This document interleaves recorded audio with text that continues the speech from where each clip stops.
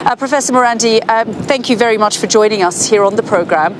Did Iran majorly miscalculate? Because even now, President Trump is providing Iran with an off-ramp, telling them to come to the negotiating table. At what point will Iran take that offer? Well, according to your narrative, Iran always miscalculates. It's a regime. I heard the regime 20 times in the last 10 minutes as I was listening. You sound like TASS news agency upgraded during the Soviet Union. And you say the regime is unpopular and is killing its people. When General Soleimani was murdered by the same Trump that you talk about, millions of people came to the streets of this city, Tehran, that I'm in. So how is it that he's so unpopular? This propaganda that you're producing is only justifying aggression. What the Israeli regime did was aggression. What it did was unjustified aggression. And Netanyahu has been saying for over 30 years, some say up to 40 years, he's been saying that Iran's on the verge of creating a nuclear weapon. And thanks to people like you, he gets away with these lies. But people can go online and check how many times he said. Professor Marandi, if you could just focus on, I know your narrative and I know the line you take, and we've spoken a number of times, and I'm sure, but if you could just focus on answering the question, in terms of the nuclear talks, on day 60, as far as we know, Donald Trump had said Iran has 60 days.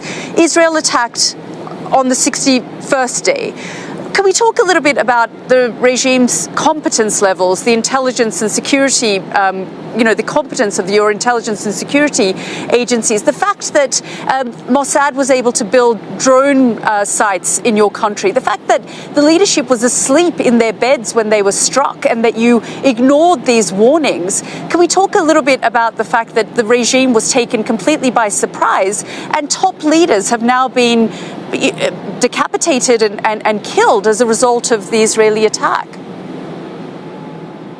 Saying regime, I think it helps you contain your contempt for independent countries. You after all, you work for Sky News. It's understandable.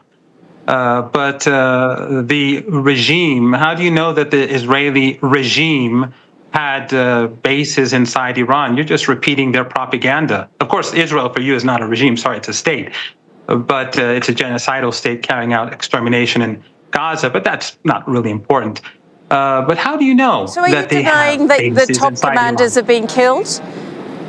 Are you denying that top commanders were killed? Oh, so you mean what you're referring to basically is an attack, an act of aggression that they suddenly